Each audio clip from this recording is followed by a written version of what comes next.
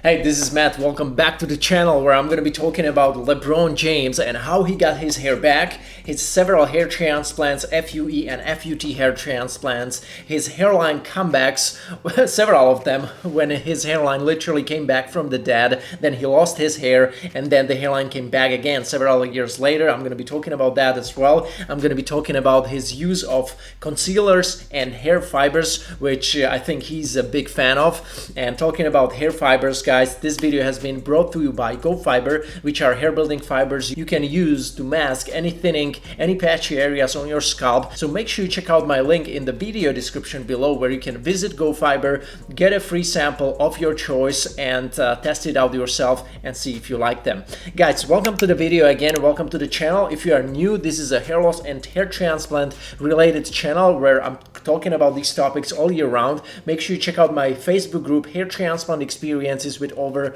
1,900 members in the group already. If you are considering a hair transplant, very important thing to do. Second important thing to do if you are considering a hair transplant in 2021, make sure you visit mattdominance.com where you can get a bunch of free articles, guides, and my free ebook on topic of how to research hair transplant properly, how to find the best hair transplant doctor in 2021, be it in Turkey, be it worldwide. Very good information. I highly recommend. So make sure you visit my website. And now let's talk about LeBron James. He started developing the first signs of hair loss, as you can see already here in 2005. And it started pretty much like progressing from there, like year by year. In 2008, we have seen that he's losing the definition on the corners, and his hairline also probably doesn't have that high density anymore. If we go to 2012, we see that his corners are going even higher, and I think it was like 2014 we can already see him being like a really good Norwood 3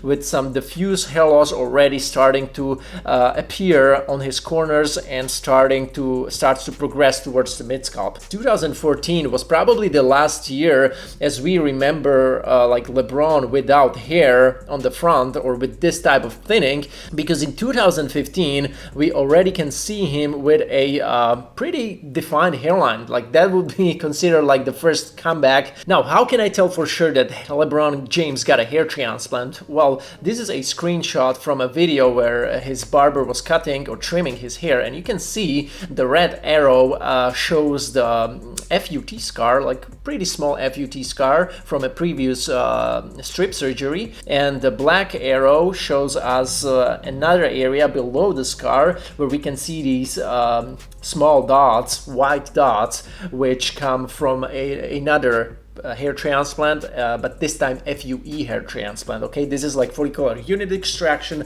where they isolate follicle by follicle and then extract these follicles from your from the back of the head, but also from the sides, but in his case mainly from the back. I don't know which hair transplant was first or whether he got FUT and FUE combined in one session. Theoretically it's also possible, but I think he got it done one by one. I wonder why he didn't get a scalp micropigmentation on the strip scar and also on the donor area. He might have done like a 2000 to maybe 2400 graft hair transplant. That was his first hair transplant, and this is the area which I think was the biggest focus, as you can see here. And the photo below here, guys, I think this is already after his transplanted hair started to grow, and obviously some additional use of concealers and hair fibers, maybe a combination of like a derm match, which is something more like you apply it on your skin, and then hair fibers you apply only on your hair. So maybe a synergistic effect between like a hair transplant, hair fibers, and derm match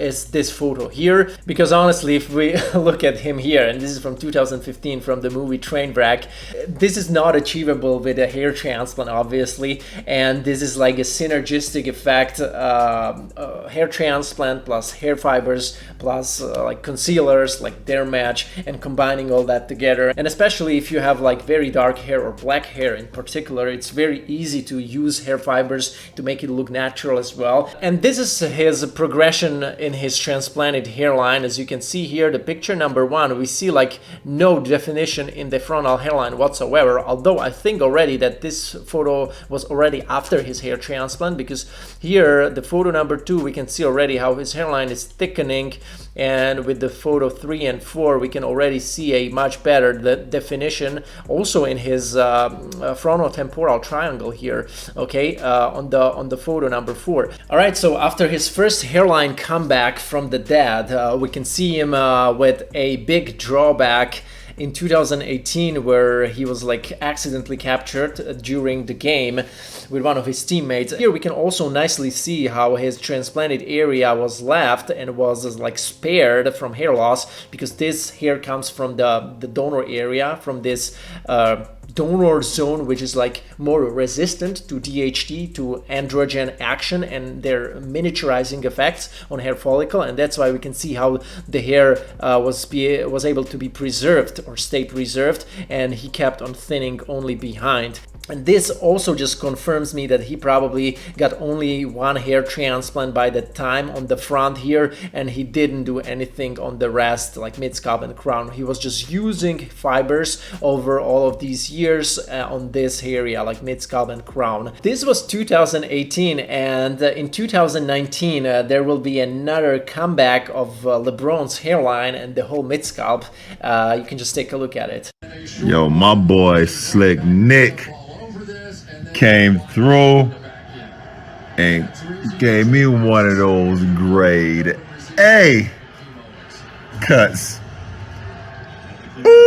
Ooh-wee! Cause I was looking super rough. 2 weeks? I mean, technically like 18 days without a cut. As soon as I got back, I had to sit in that chair, and that boy, woo-wee! Slick Nick, you a bad mother. Shut your mouth. It's also quite ironic because this was like September 2019, right? And in October 2019, this incident happened when Lebron James' hair broke the internet. You can see how his teammate Anthony Davis is kind of making him aware of like some hair falling out from LeBron's hairline, and it wasn't like falling out in my opinion. It was just he was overusing so much hair fibers and concealers, and it started to, like, I don't know, spread apart, and it just looked ugly, right? It didn't look good. Losing hair, right?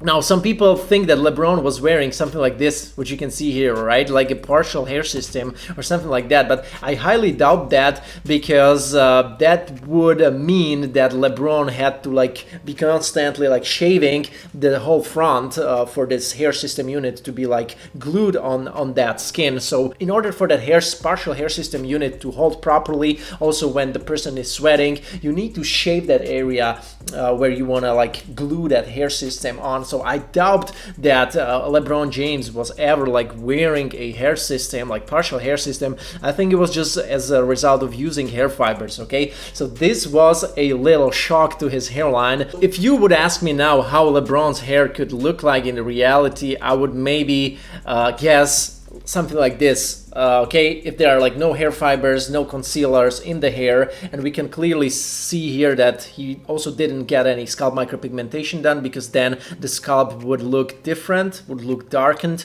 Here I think this is like most like representative condition of his hair after his one or multiple hair transplants. We see some thinning areas in the frontal third, we see diffusely thinning areas on the mid scalp and crown, but very defined hairline. As we can see here, it's clearly an improvement already with his first hair transplant, because he was already pretty much lagging almost any definition from his hairline back in 2013 and 14. So this first hair transplant on the hairline already gave him some cosmetic improvement, but again, it wasn't probably something what he was hoping for, and that's why he kept on using concealers and fibers additionally to enhance his appearance, you know, and with the time, unfortunately, also kept on losing more and more hair follicles from the mid-scalp and crown. Also, if we take a look at some recent photos of LeBron James from late 2020, one would think that this guy probably had been pursuing multiple hair transplants since like 2018 and 19, but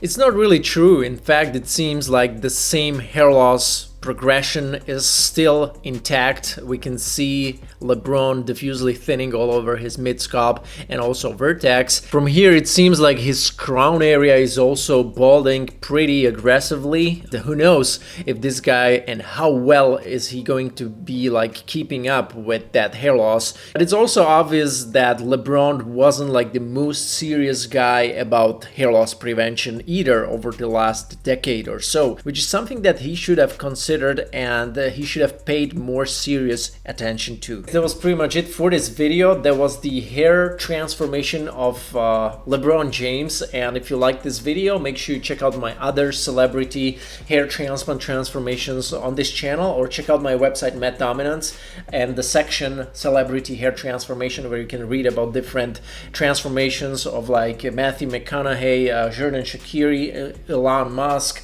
Bradley Cooper, Machine Gun Kelly, so many guys that I have already covered. So make sure you check them out. Make sure you check out my free Facebook group, Hair Transplant Experiences, with over 1,900 members in it, and also different types of hair transplant and hair loss related articles on my website, which can help you out with your hair transplant research. So that was it for this video. I'm looking forward to see you in another one.